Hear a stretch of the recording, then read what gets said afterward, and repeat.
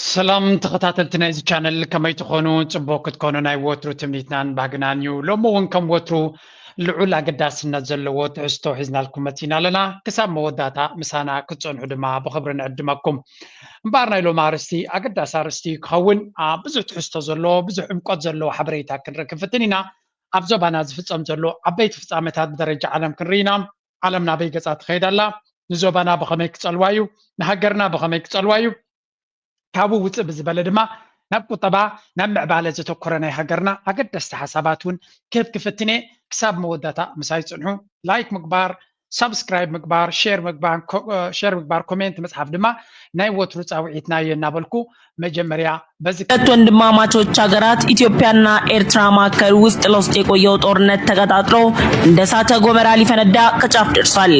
የኢትዮጵያን የባህር በርና ወደብ ጥያቄ መነሻ አድርጎ ቁጣው የተቀሰቀሰው የኤርትራው ፕሬዝዳንት ኢሳያስ አፈወርቂ ዜጎችን ግዳጅ ወደ ጦርነት ሰራዊት ከመቀላቀል እስከ ክተት አዋጅ በማወጅ በተለያዩ የኢትዮጵያ የድንበር በሮች ላይ የውስጥ ለውስጥ ስራዎችን እየሰራ ጦርነትና ግጭት ቀስቃሽ ፕሮፓጋንዳዎችን እያስለፈፈ መሆኑን ተከትሎ የተለያዩን ለኢትዮጵያ የሚያጎናጽፈው የእስራኤልና የተባበሩት አረብ ኤሚሬት ታሪካዊ ምስራች ሶንታይናን ሰመዘለና አብዚ ፕሮፓጋንዳ ብኩሉ ወገን ዘሎ ንጉዳይ ናይ ባሕሪ ዝብል ብዝሰፍሐ መልክዑ ፕሮፓጋንዳ ክገብሩ ልዮም ዝፍትኑ ዘለው እዚ ድማ ኣተሓሒዘ ጽቡቕ ዝኾነ መረዳእታ ክበኩም ክፍትን የሎሚ plans to invest in Eritrea's as a Saudi Arabia plans to invest in Eritrea's as a port. This is a strategic location close to the Bab al-Mandeb Strait. Now making this an essential asset for maritime trade and security. Riyadh is joining a growing list of foreign players already investing in the Horn of Africa ports. Its neighbour, the UAE, has made substantial investments in the region, particularly in Somaliland's Berbera port. Now Somaliland is Somalia's breakaway region. ከምዚ ትሪእዎ ዘለኹም እቲ ጂኦፖለቲካል ቼስ ቦርድ ወይ እውን ውድድር ኣብ ጂኦፖለቲካ ዘሎ ኣብ ቀርኒ ኣፍሪካ ብፍሉይ መልክዕ ኣብ ዝቕፅለሉ ዘለና መድረኽ ኢና ዘለና ስዑድያ ናብ ኤርትራ ኢንቨስት ክትገብር መደብ ኣለዋ ዝብል ዜና ምስ ወፀ ነቲ ስእሊ ብዓብዩ ክትርእዮ እንተጀሚርካ ናይ ስዑድያ ናብ ዓሰብ ገፃ ክትሓስብ ከም ንቡር ኣብ ዓሰብ ዘይምሕሳባ ስዑድ ዓረብ ድማ ድኻምነት ናይ ጂኦፖለቲካ ከም ዘለዋ ጥራይ ዘንፀባርቕ ስለምንታይ ኢማራት ዝበሃል ኣብ በርበራ ኣብ ቦሳሶ ዝበሃል ኣብ ስቋጥራ ዝበሃል ኣብ ከተማ ዓደን ዝበሃል ከምኡውን ንታሕቲ ተወሪድካ ኣብ ኬንያ ኣብ ታንዛንያ ኣብ ፖርት ሱዳን ከኣቱ ዝፍትን ዘሎ ድሕሪ ግብፂ ድማ ኣብ ሊብያ ከይዱ ኣብ ቤንጋዚ ዘሎ እዩ ስለዚ ናብ ዓሰብ ክመፅእ ክንዲ ምንታይ ይመጣጠር ከም ዘሎ ናይ ዓሰብ ስትራቴጂካዊ ኣገዳስነት ድማ ሕልፍ ዝበለ ጥቕምን ኣገዳስነትን ከም ዘለዎ እዩ ዝፈልጥ እቲ ካርታ ኣብዚ እውን ኣርእያኩም ፀኒሐ እቲ ዞባ ናይ ቀርኒ ኣፍሪካ ፅቡቅ ገይሩ ክርዳእና ክኽእል ኣለዎ ከም ትሪእዎ ዘለኹም እዚ ዞባ እዚ ሶማልያ ሶማሊላንድ ዝበሃል ኣሎ ኬንያ ደቡብ ሱዳን ኤርትራን ጅቡትን ድማ ብፍላይ እቲ ገማግብ ናይ ቀይ ባሕሪ ዘሎ ኣገዳስነት ኣብዚያ ነዚያ ፅቡቅ ጌርና ንክንርዳኣ በዚ እስከ ንርኣያ ኢማራት ዝበሃል ሃገር ዝፃወቶ ዘሎ እዛ ስእሊ እዚኣ ኣብ ሶሻል ሚድያ ክትዛወር ብዙሕ ግዜ ኢኹም ትሪኢኹማ ትኾኑ ኢኹም ኣብይ ኣሕመድ ምስ ናይ ኢማራት ክሳዕ ክንደይ መጋበርያ ኮይኑ ከም ዘሎ እትገልጽ እያ መጋበርያ ምዃን ድማ ከም ፖሊሲ እውን ከም ዝኽተልዎ ክንሰምዖ ኢና ፅኒሕልና ኢፒ ዝበሃል ኤርትራን ፕሬስ ዝብል ኣካውንት ኣብ ኤክስ ኣውፅኣ ብዙሕ ግዜ እውን ብተፈላለየ መልክዕ እውን ኣምፂአልኩም ነይረ ግን ናቱ ኣናሊሲስ ካብ ኤርትራ ካብ ምንጭ ካብ ኤርትራ ዝረኽቦ ሓበሬታ ከም ዝኾነ እዩ ዝነግር ስለምንታይ እያ ኢማራት ኣብዚ ዞባና ሓደገኛ ተበግሶ ትወስድ ኣላ ወይ እውን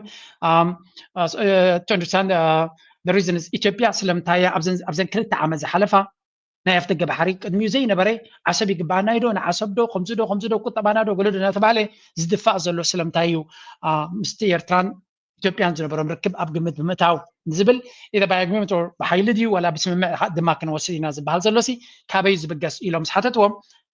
እቲ ሕቶ እንታይ ይኹን ክትሓቱ ትመልስ ካብ ኤርትራ ዝመፅእ እንታይ ዝብል the question you asked is rooted in context of the ongoing conflict in Sudan እቲ ሕቶ ንኽትርድኦ ምንታን መጀመርያ ጉዳይ ናይ ሱዳን ኣቐዲምካ ምርኣይ የድሊ ሱዳን ኣብ ከመይ ኩነታት ኣላ ንዝብል ናብ ሱዳን ምስ ከድካ እቲ ኩነታት ዝያዳ ክበርሃልካ ዝኽእል እዩ ዝብል ዘሎ ሶ እምበር ሱዳን እንታይ ስለ ዘላ ናብ ሱዳን ኣብዚያ ንመለስ እሞ ዩኤኢ ዝበሃል ኢማራት ሃገር ብወቅዒ ነቲ ዳመ ሸሪዕ ዝበሃል ወይ እውን እቲ RSF ዝበሃል ብሕሜት ዝምራሕ ምስቶም ጀንጀዊት ዝበሃሉ ዕጡቓት ጉጅለ ብሓደ ኮይኑ ዝሰርሕ ዘሎ بحميد زمراح نعوي يدقف كم زلون بوغيرو دما ربحاتات ناتو كسالت يدل كم زلون زيادة انت سديت ودما ودا بايت كتما بورت سودان وينزخون يكون افتقى بحرنا السودان انت تخيلوا دما وغنا يرتراون افتقى بحرنا يرترا وين كراكب جن بعبيو ارتقو داينا السودان يرترا ابغوني يوئي كتكوني دل نيرو مغنياتو تذكروا انتو خينكم كوينات كجمر كله لك عندنا السودان كجمر قرب كترفع له حميتي نسمرا مسينير مس ኤርትራ ተራኺቡ ነይሩ ምስ ፕሬዝደንት ኤርትራ ተራኺቡ ነይሩ ስለዚ ጻዕሪ ይገብር ነይሩ ኢማራት ኤርትራ ንሕሜት ክትድግፎ ቢካዝ ኤርትራ ንሕሜት እንትትድግፎ ነይራ ጌም ኦቨር መኾነ ነይሩ ኩነታት ምክንያቱ አልቡርሃን ወላ ሓንቲ ክገብር ኣይክእል ነይሩ እቲ ሕሜት ዝበሃል ብምዕራብ ናይ ሱዳን ዝያዳ በቲ ናይ ምዕራብ ናይ ሱዳን ኣውይ ደሎ ደገፍናቱ ክንብል ንኽእል ኢና ብዳርፎርን ከባቢኡን እዩ ዘሎ እቲ ጃንጃዊድ ዝበሃል ቦይ ነይሩ ኣብ ቀደም ስለዚ ብምብራቕ ዘሎ ኤርትራ ኣገዳሲ ሓይሊ እዩ ሱዳን بعبي يخلون إيرترا كبيرترا عبد فرهم مسحله ويكل جزء سلزنا إيرترا لوبي جيرو أبغونن خجبر فتينيو أي سلطان إيرترا بمتكلم قدامنا السودان إذا كنت تدخلنا ندحري لنا تدمر رجل كل جزء حنت نجار خايد مرلا الزكوينات ناي السودان أم وكلته ناي هجرات عرب حين تازق برجلي سعوديان إماراتنيو إيرترا دما أب كله سعوديان إيرترا سعوديان تمسك صالي بوليس النهلواني دم تزلوا وكل جبس دما ስለዚ ግብፂ سعوديا ግን ካብ ግብፂ ንላዕሊ ፅልዋ ዘለዎ سعوديا ይከውን ዝኽእል ምክንያቱ ንረብሓ ኤርትራውን سعوديا ገዳሲ ስለ ዝኾነ ኤርትራ ዝያዳ ካብ መን ይረብሕ እውን ይፈልጥ እዩ ዲፕሎማቲካሊ ሚሊታሪሊ ኢኮኖሚካሊ ካብ ኩሉ ስለዚ ኤርትራ ድማ ኣመና ብወታደራዊ ዓይኒ ኣብቲ ዞባቲ ዝሓየለ ወታደራዊ ዓቕሚ ዘለዎ ዝሓየለ እየ ዝብለኩም ዘሎ ምግናን ኣይኮነን እዚ ወይ እውን ኤርትራውያን ንኸነፀባብቕ ኢልና ኣይኮነ ኤርትራ ዝሓየለ ወታደራዊ ዓቕሚ ዘለዎ እየ ኣብዚ እዋን እዚ سعوديا ትፈልጥ እያ ነዚ ግብፂ ይፈልጥ እዩ ነዚ ማንም ሓይሊ ኢትዮጵያ ይፈልጥዩ ኢማራት ካልዕለ ማንም ትፈልጥያ ኢማራት ትፈልጥያ ስለዚ ናይ ኤርትራ ሓይሊ ኣብ ጎኖም ተዝኸውን ነይሩ እዚ ብስ ኢትዮጵያ ዝገብሮ ዘሎ ኣይም ተገደሱን ኦፍ ኮርስ ኢትዮጵያውን የገደሶም እዩ ብዚ ሕዝቢ ስለ ዘለዎ ትዕዳጋ ብቢዝነስ እውን ስለ ዝርእይዎ ስለዚ ናይ ኢትዮጵያ ኣብ ኢትዮጵያ ዘለዎም ፍላይት ድዩ ገለመለ ካብ ኢትዮጵያ ንዱባይ ዝመፅእ ዘሎ ድዩ ገለመለ እዚ ኩሉ ኣብ ግምት እዩ ትወዮም ሰብ ንኩሉ ነገር ኣተሓሒዞም እዮም ዝርእዩ ወታደራዊ ዓይኒ ግን ኤርትራ ገዳሲ ነይሩ ኤርትራ ስለ ዝነፀጎም እቲ ኩነታት እዚ ሕጂ ብሓይሊ ክገብርዎ ዝፍትኑ ዘለዉ ንርኢ ኣለና ኣብ ሱዳን ኢሚድየትሊ ንኢትዮጵያ ድሮ ኣብ ኢዶም ስለ ዝነበረ ንኢትዮጵያ ሒዞም እንታይ ክገብሩ ፈቲኖም ኣብ ክልቲአን ኣብ ፖርት ሱዳን ብመንገዲ ሕሜት ገይሮም ክመፁ ናብ ዓሰብ ድማ ብመንገዲ ዓቢ ገይሮም ክመፁ መደብ ገይሮም ማለት እዩ ስለዚ እቲ ናይ ኤርትራ ኣብ ኤርትራ ዝነበሮም ኣብ ኤርትራ ኣብ ደገ ባሕሪ ኣክሰስ ነይርዋ ኢማራት ኣብቲ ግዜ ኩናት ናይ ትግራይ ዶ ገለመለ ሳብ 2022 ኣብ ደገ ባሕሪ ኣብ ዓሰብሲ ትጥቀም ነይራ እያ ሽዑ ግን ኤርትራ ፒስ ኢኒሽቲቭ ዘለዳ እንታይ ፈጢሩ ሓደ ካልኣይ ድማ ኣብቲ ዝነበሮም ኣብ ደገ ባሕሪ ናይ ኤርትራ ናይ ብዓመታት ዝሕደስ ዲል ነይርዎም ስለዚ ነቲ ዲል ዝነበረ ንነዊሕ ከናውሕዎ ይደልዩ ነይሮም ስለዚ UAE had a short term lease for a military base in Asab Eritrea ቲዩዚ ተገነስተም ሑቲ ናይ የመን ገለመላት እዩ so ኤርትራ ነቲ ዝነበረ ኮንትራት ንምንዋሕ ስለ ዝዓበየት ናይ ብሓቂ ከም ዝተቆጥዑን ሕማቅ ከም ተሰምዖን ስለዚ እምበር ብገንዘብና ክንጥቀመሉ ተደፍኪካና ብሓይሉ ክንወስዶ ኢና ኩሉ ግዜ እዚ ናይ UAE ንጉስ ኩሉ ግዜ ኣብ ገንዘብ ዝኣምን እዩ ገንዘብ ስለ ዘሎ ገለ ኩሉ ነገር ዝግበር እዩ ዝመስሎ ምናልባት ኣብ ሶማልያ ክሰልጥ ይኽእል ኣብ ሱዳን ውል ሃገር ክፍርስ ይኽእል እዩ ኣብ ኤርትራ ግን this is not going to fly ምክንያቱ ኤርትራ ኮምፓክት ጥሙር ዝኾነ ነቓዕ ዘይብሉ መንግስትን ሃገርን ህዝብን እዩ ዘሎ ስለዚ እቲ ፖሊሲ ናቱ ኣብ ውሽጢ ኤርትራ ጌም ክፃወት ዕድል ስለ ዘይብሉ እንታይ ክገብር ዝኽእል እቲ እንኳ ክገብራ ዝኽእል ኣብ ሱዳን ከይዱ ነቲ ሃገር ኣብ ምብታን ተፃዊቱ ንሶማል መመሊሱ ይብትና ኣሎ ከምኡ ዝጥቀም ኣብ ኢትዮጵያ ድማ ዝቐለለ ንኣቢ ገዚእዎ ስለ ዘሎ ኣብ ኤርትራ ግን ኣብ ውሽጢ ከኣቱ ይክእልኒ እዩ ስለዚ እንታይ ገብር ኣሎ ብጎረቤት ብኢትዮጵያ ገይሩ ነቲ ህዝቢ ሚንካ ነቲ ፕሮፓጋንዳ ጌርካ ናብቲ ወደብ ገፅካ ክትመፅእ ፈትን ዝብል ፕሮፓጋንዳ ይድፋኣሉ ኣሎ ማለት እዩ ሶ ጉዳይ ናይ ሱዳን ግን ኣብዚ እዋን እዚ ናበይ ገፁ ይኸይድ ኣሎ እንድሕሪ ኢልና ኣብ መወዳእታ ጉዳይ ናይ ሱዳን እናሞተ እዩ ዝመፅእ ዘሎ አልቡርሃን ብዝረኽቦ ዘሎ ሓገዛት ካብ ካርቱም ከውፅኦ ቀሪቡ ከም ዘሎን እቲ ናይ ሕሜቲ ወላ እውን ብዲፕሎማቲካሊ ካልኣይ መንግስቲ ክገብር ዝፈተነ ሕብረት ኣፍሪካ ሕብረት ኤውሮፓ UN ኩላቶም ተቃዊሞም ኣለዉ ስለዚ UAE ዲፕሎማቲካሊ ሉዝ ይገብር ከም ዘሎን ኣብይ ኣሕመድ ድማ ኣብዚ ጉዳይ እዚ ኢዱ ኢትዩ ከም ዝነበረን UAE ከም ድሌታ ትዝውሮ ከም ዘላ እቲ ዝደልይዎ ዘሎ ኣጀንዳ ድማ ከም ዘይሰለጠሎም ስለ ዘይሰለጦም እቲ ኩነታት ድማ እንታይ ክገብሩ ፍትኑ እዮም እጂ ኣብ ኤርትራ ዘሎ ፀቕጢ ኣብ ኤርትራ ዘሎ ፀወታ ናብ ኤርትራ ዘሎ ታክቲክስ ብካልእ መንገዲ ክፍትኑ ይፍትኑ ኣለዉ ድሮ ግን መመሊሶም ክፍትኑ እዮም ግን ኣብይ ኣሕመድ ድማ ኣብዚ እዋን እዚ ኣይኮነን ሕቶ ናይ ኤርትራ ሕቶ ንኢትዮጵያ ንምዕቃብ ዘሎ ሕቶ ከቢድ እናኾነ ይመፁ ኣለዉ ስለዚ متأنا إثيوبيا نجرنا ناجم فلز خده متأنو تستراتيجي نبع حسب إنجل ملن forget it كسرح يكونن بقمت على دم كالي جيم على لابزي أبزخا نزلت كاليتي جيم ناتا مجمر يا إثيوبيا ويا بعلم كزارة بخلون اسمعيو ሎያሊቲ ፍለጋ ነገር ያለ ይመስለኛል። አሁን ሀገሮች ታዳጊ ሀገሮች እንደኛ አይነቶቹ የውጭ ግንኙነት የፖሊሲ ነፃነት ችግር አለ፣ አይኖራቸውም፣ አይፈቀድላቸው። ከፈለከው ሰው ጋር እንድትሄድ አይፈልጉም፣ ከፈለገው ሰው ጋር እንድትወዳጅ አይፈልጉም። አሁን እኛ ከኤርትራ ጋር ባለመታደል የነበረን ልዩነት አጥፋን። አሜሪካኖችና ኤርትራ መሀል ያለው ነገር ደግሞ ታውቃለህ። ከኤርትራ ጋር ያለን መቀራረብ አልተፈቀደላቸውም የሚል ነገርም የሚፈልጉ ይመስላል። ከም ትሪእይዎ ዘለኹም እዚ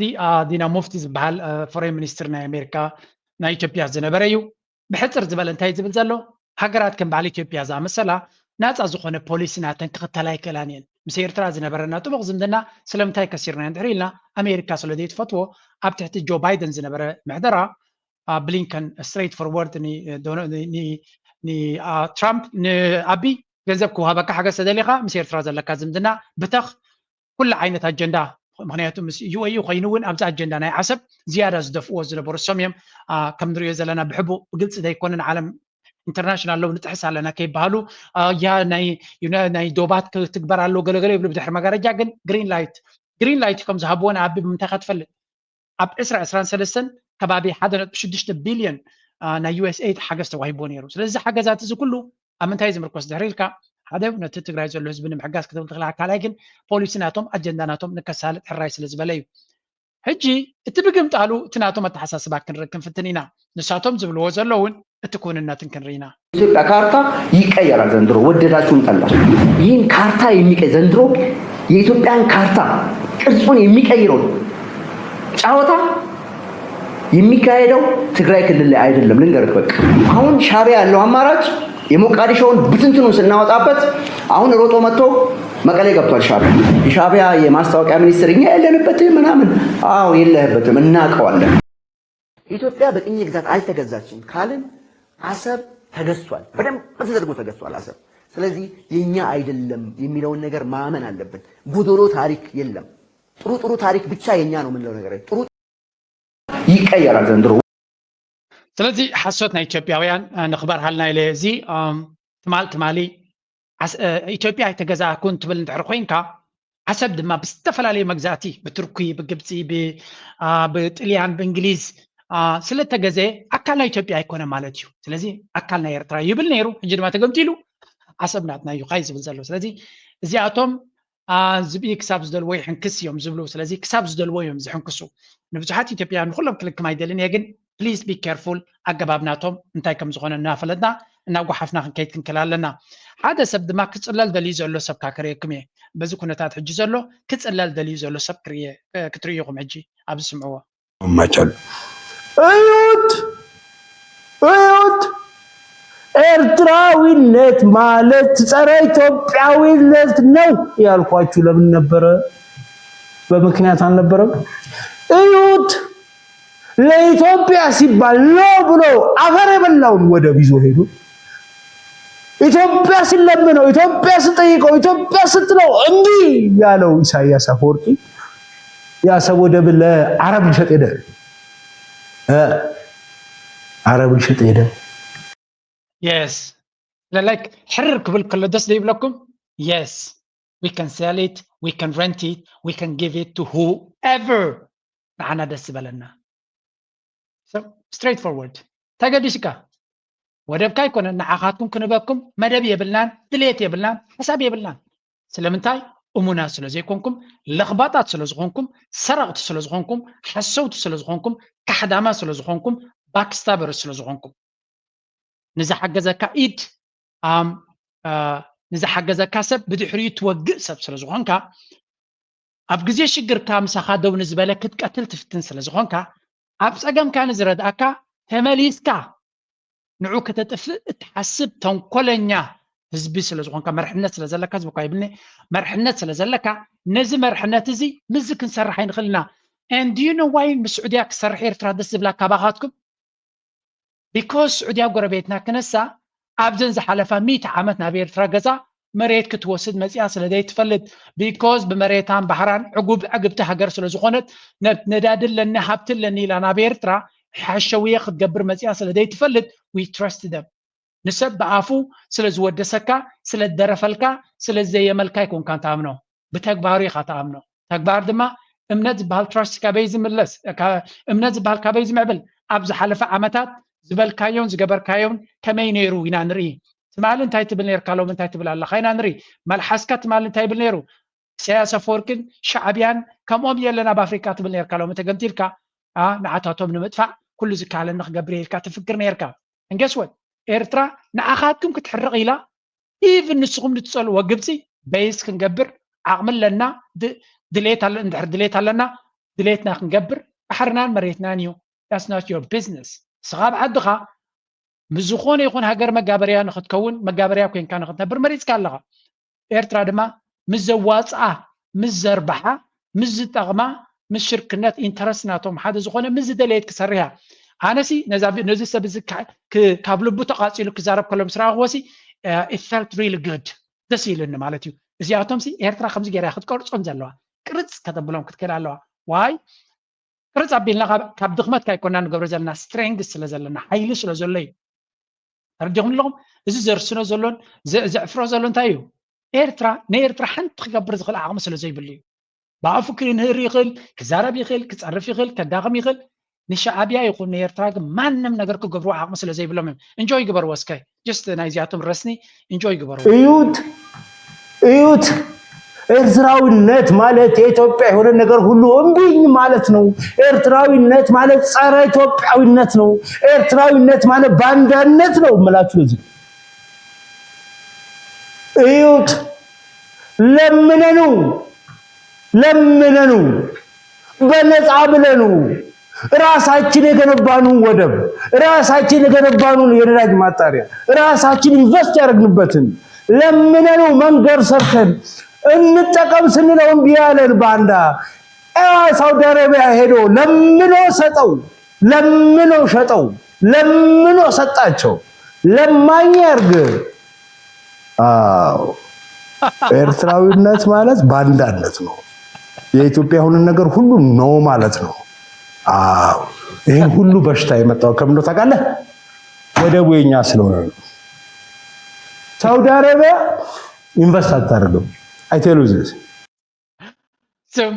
انتي زغون زل تريبلهم رسني نزا فيديو كنا مقبار كنا من تاي رسينو خمس نبرة كنا من تاي تقاصيلو كم زحدر بزي خاتفلت but this is very small part of the whole deal man we can do more احنا بزو عدل يزلنا you know إذا بحري زي إذا أفتق زي بوتاز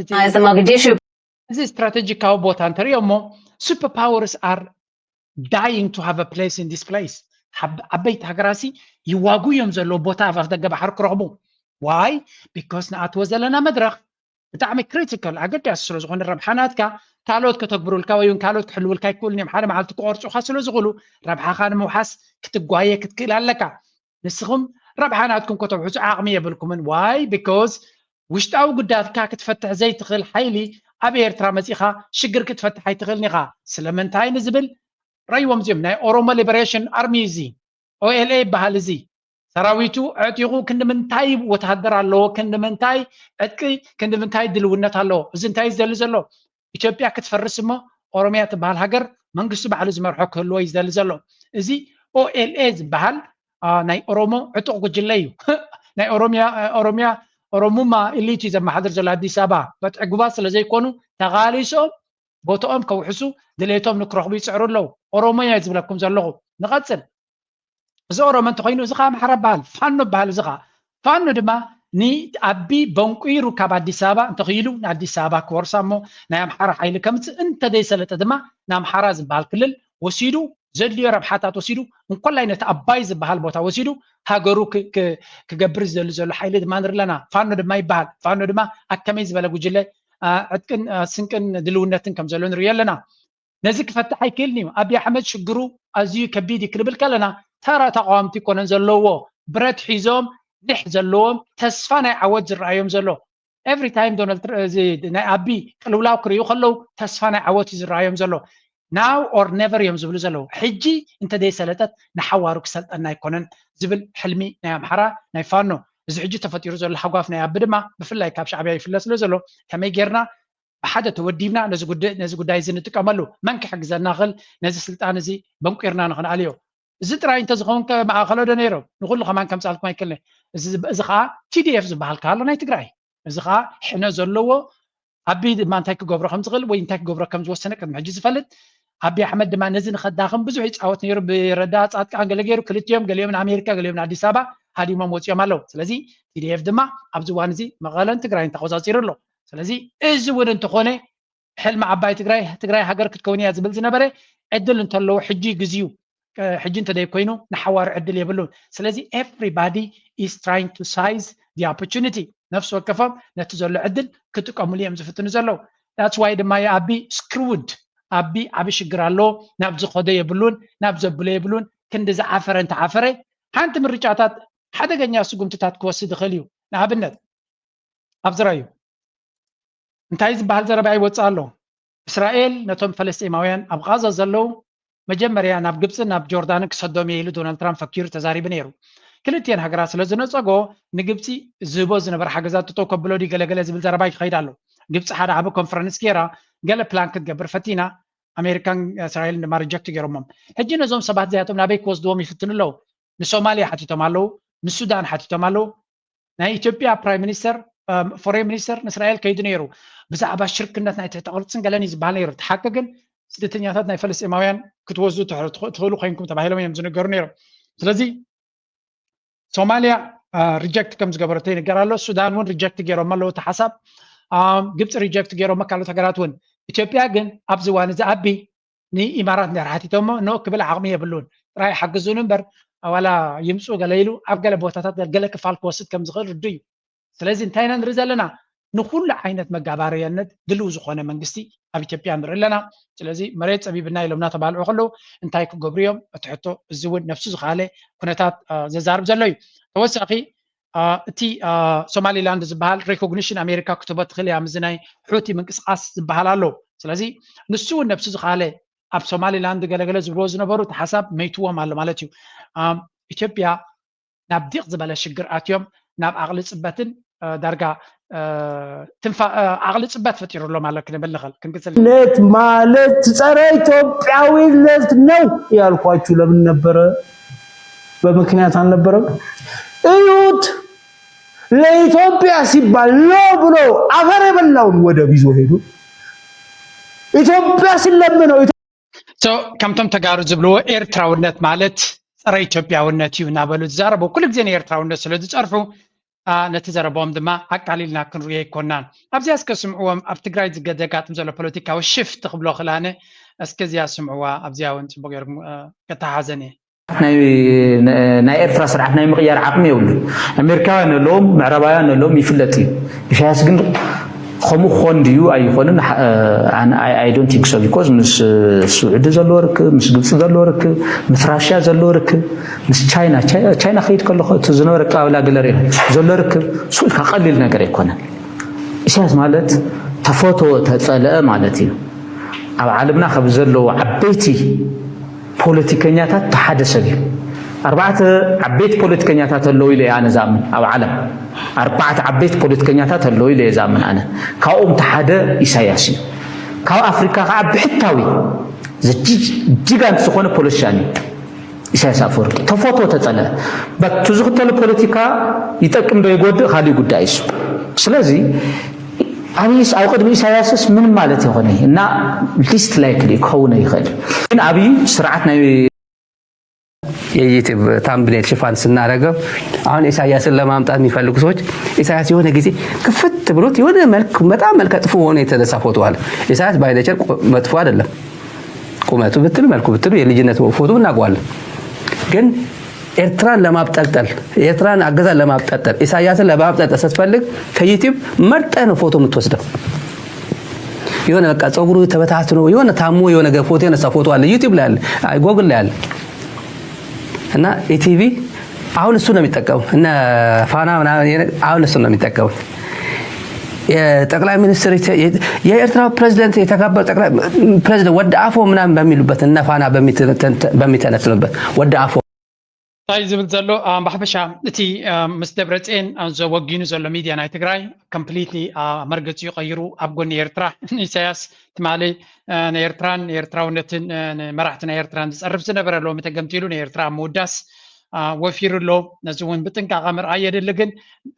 ንኩሉ እንቋዓር ከብ ኩሉ ዝበሃል ዘረባ ድማ ቀስ ብቀስ ክበርህ ንሪኦ ኣለና ሓንቲ ዘረባ ድማ ብዛዕባ ፕሪቶሪያ ኢሳያስ ሓደ ካብ ዕንቅፋት ናይቲ ፕሪቶሪያ እናበሉ ለይትን መዓልትን ዝዛረብዋ ዘረባ ኣላ ኢሳያስ ግን ፕሬዚደንት ኢሳያስ ግን ፅቡቅ መልሲ ሂቦም ነይሩ እዩ No intention of interfering in this matter in spite of the disinformation campaign going on, trying to disrupt the process of peace in Ethiopia and trying to create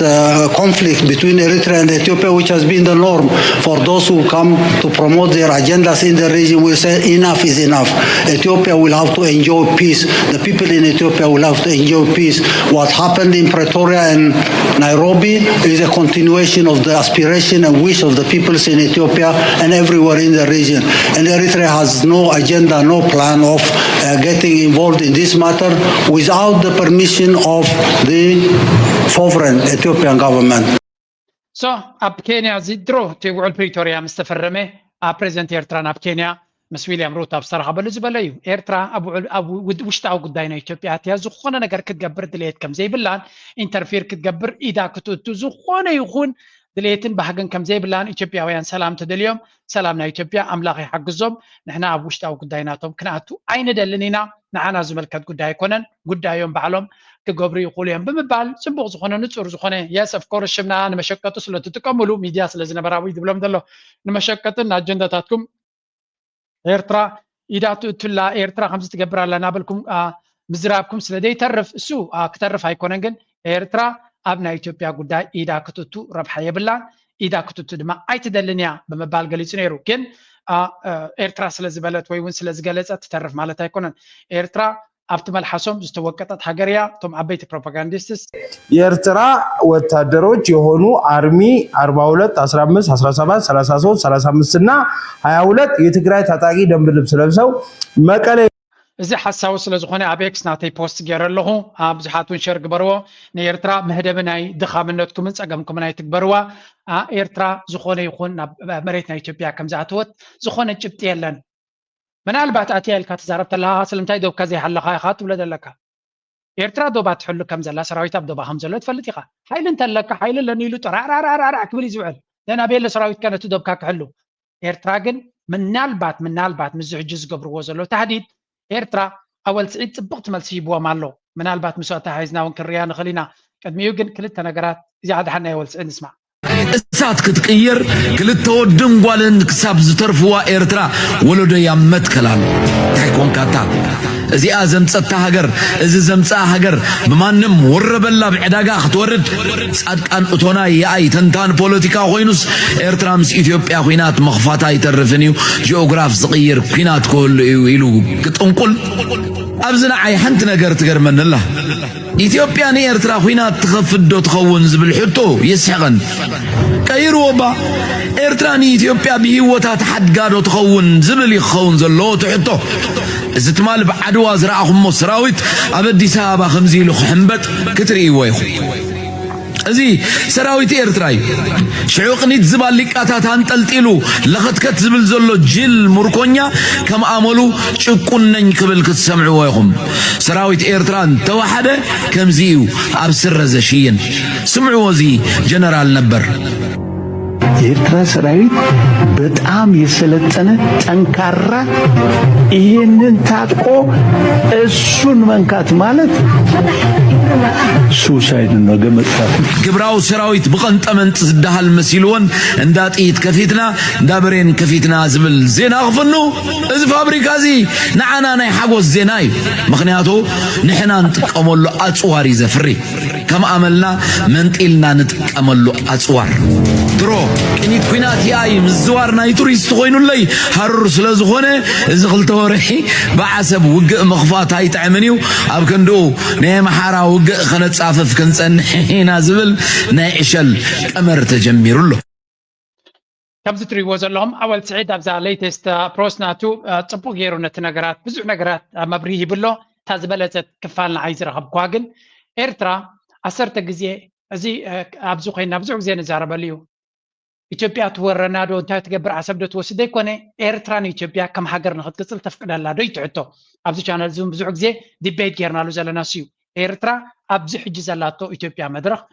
مدرخنا إثيوبيا أبزو حجز اللو كنتات مستعان تبكر يكم تناكو سلتات أمستي فانو إرتراسي نشتيك اللي عايزة ليها عابي سقمت ويون عابي تبقى يكون نزل ليها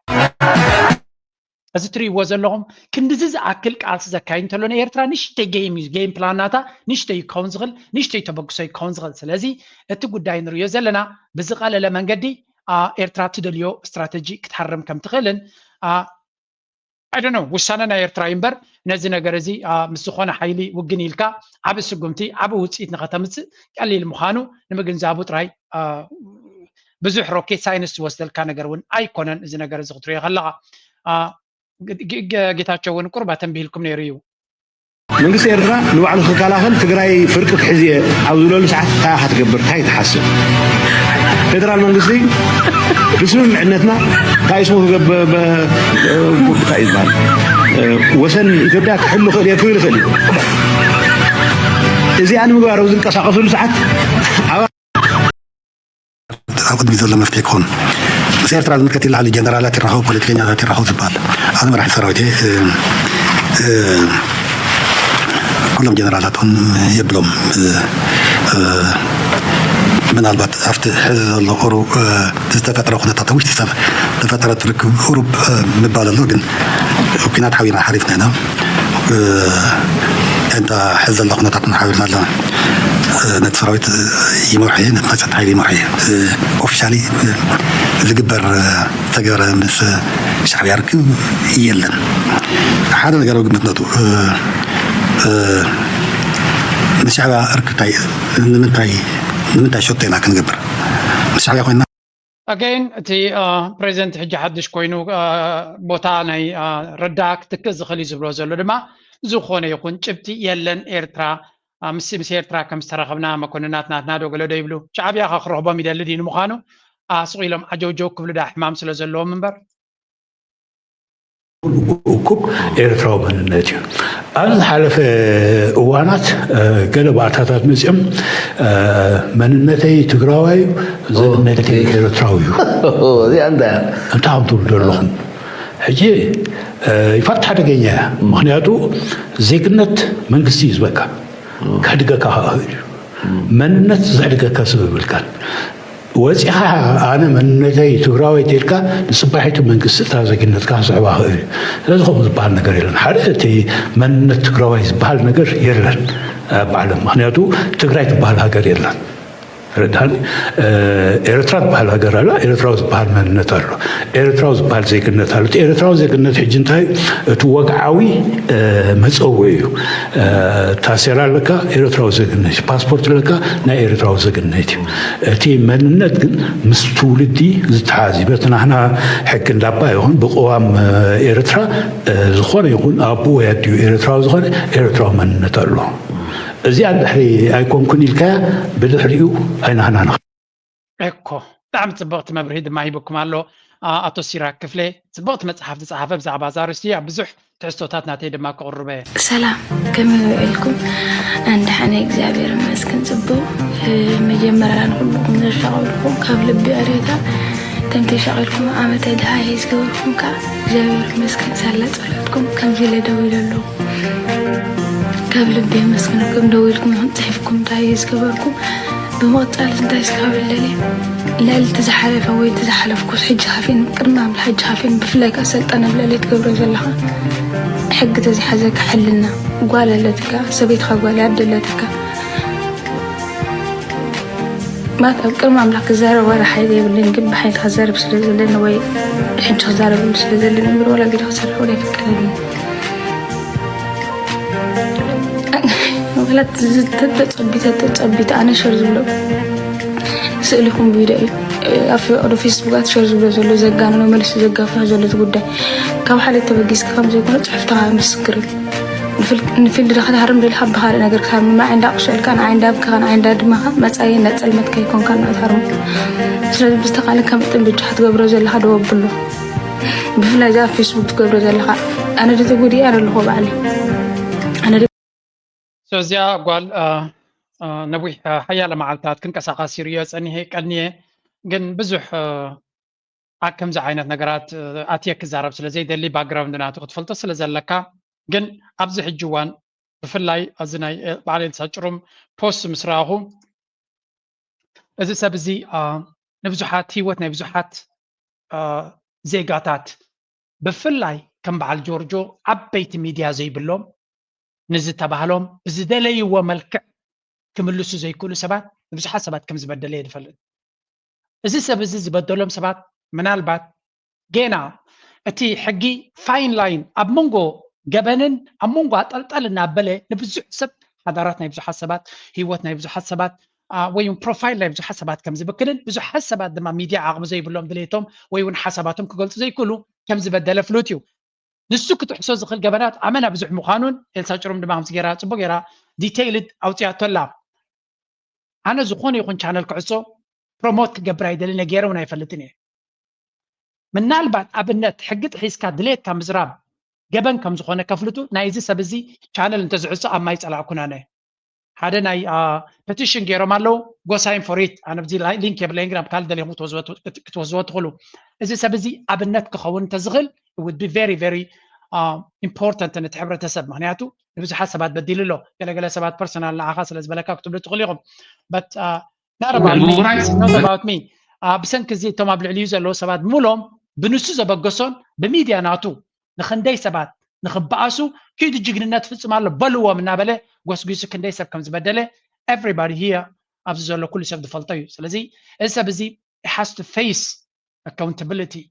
حتى تنت كله خلاله من البعض مزح جزلو قنقات غرينيايو اب انترناشونال حقايات ونالو تجوجل يوتيوب تبغير كفلطي كلنيو سلازي ابو مزحجي تكنولوجيز معبلو زلو تزرباتات ناتو نبعلو تغني انت واحد جن قال نجر سقم تكون صدلو خلالو اي هوب نزي حزكم مزلهم تقصلوا بيكوز نبز حسابات بروفايل نا هيوتهم ناتوي نابنت نا جورجا كتقعن تدلي دريت تقبر خلي باتاب دكاي ابسدراي كاتو جن مسالي يبلو حق متحاسيسو he doesn't have the right to do that نا يزخوني يكون سب ፖለቲካዊ ፍልይተለካ ህረሞ ፅረፎ ተዋጋዮ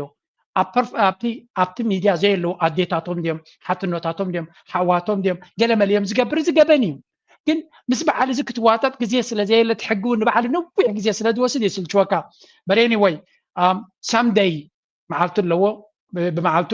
ኣብ ቤት ፍርድን ብሕግን ክትሓዝ ከም ዝኽእል ፍሉጥ እዩ ነቲ ተበግሶ ገይሮሞ ዘለዎ ግን ሰፖርት ግበርዎ ኣትሊስት ክመሃር ተኽኢሉ. Now let's go. I don't want to consume my time. ግዜ ከጥፋይ ክልኔ I call him trash. ጉሓፍ ስለ ዝኾነ ኣብ ጉሓፍ እንድሕር ከይድካ ሃመማ እንድሕር ኮይንካ ጥራይ ኣብ ጉሓፍ ጠጠው ትብል. He's trash for me. ጉሓፍ ስለ ዝኾነ ካብኡ ዝወፅእ ካብ እንዳ ጉሓፍ ዝወፅእ ሕማቕ ጨና እዩ ጥዑም ጨና እዩ ትፅበን ኢኻ and he is trash. So ነዛ ጓል በዲልዋ ተደንግፀኒ ግን ካብ ጉሓፍ ግን ብዙሕ ፅቡቕካ ይትፅበን ኢኻ. I'm sorry, whatever happened to this girl, I'm sorry for it. It's personal information natom نعم زملكت you إذن التنكبل عيدلني. But anyway, up to next topic ناتك سجر. Government has turned to the real estate sector to attract badly needed hard currency after regional conflicts hit major revenue sources like the Suez Canal and tourism. Real estate is a cornerstone of the Egyptian economy that kept growing even amidst recessions. That's because Egyptians buy real estate units as a form of investments or protection from inflation. እንታይ ከሪኩም ኢለ እምፅያ ግብፂ ሲ ቁጠባናቶም ብዙሕ ሽግራት ኣለዎም ብዙሕ ቁጠባ ፀገም ኣጋጢሞ ኣሎ ስዊስ ካናል ብሰንኪ እዚ ናይ ሑቲ ፅቡቕ ስለ ዘይሰርሕ ዘሎ ቁጠባ ናይ ግብፂ ቻለንጅ ኣጋጢሞ ኣሎ እቲ መንግስቲ እንታይ ይገብር ኣሎ እስከ ገዛውቲ ሰሪሑ ከምዚ ገዛውቲ ሰሪሑ ናብቲ ህዝቢ ይሸይጥ ኣሎ ማለት እዩ ደገ ዘሎ ዲያስፖራ ዘሎ ህዝብናቶም ገዛውቲ ሰሪሑ ይሸጥ ኣሎ ምክንያቱ ውዱ ገዛ ክሸይጥ ከሎ ካፒታል ገንዘብ ዶላር እዩ ዝረክብ ዘሎ ኣብ መሬቱ ዘሎ ገዛ ድማ ይሸይጥ ኣሎ ገዛ ዝገዛ ሰብ ድማ ግብሪ ክኸፍል እዩ ስለዚ ኣታዊታት ድማ ንቐፃሊ ክረክብ እዩ. This would be one of the most amazing idea ኤርትራ ክትጥቀመሉ ዘላ ኣብ ሎንግ ተርም ኣብ ነዊሕ ግዜ ኤርትራ ክትጥቀመሉ ዘለዋ ታክቲክ እንተሎ ኤግዛክትሊ እዚኣ ኮይና ትስማዓኒ ኣነ እስከ ምዝያ ሓሳብ ቅድሚ ሕጂ እውን ርኢና ነርና ኣተሓሒዝና ክንሪያ እስከዚያ ምዝያ ሓሳብ እዚኣ ክትከይድ እንድሕር ኮይና በዚ ወገን እዚ ከተተግብራ ትኽእል أنا جهرة ديكونس نسبو تسفات رئيسي نفس وقف إيرتراو تاجر سلسلة جزاه الله زبيل حلمي تمني تعلني أو كجماعة أو تغبساتاتن بزغلاتاتن مع سغون ده كان سبع خون يبلا كانه دحر زغل زخدنا يقعد زوجين أبوش أسرع متات نتاجرنا لنا دحرينا نايب حكي لومي أبز حشة حجي انتاي كنقرأكم سلسلة اللغية زي أمتيا أبزي نقرات إذا كنرخ لنا بزوج زي أبدا جزء سب كم يجر كان وش تعدي أمتيخا نبي إنفستمنت تتو إنا نزار بزوج زي كم يجر كان السبزي نوش تعدي تتو من البات ريل استيت كم إندستري كم حساب كتم صوت خليها ويون أبكالك زي ونامتي لكم يرجعوتي دسرح زلوا منقسي نتسب مريت يبو نكسرح كيف كدول له قالك بهالكلو صبوا حساب يكونن أكشلي سلمتاي مريت ولا قعب مريت هالو يرترامر دروت مريت يزلوا سلازي منقست بعلو صبوا زخونه جزاوتي بفلاي دما نزبز حسب مالتيو نكسب لعل جزا حمش شد درب زلوا جزاوتي غيركا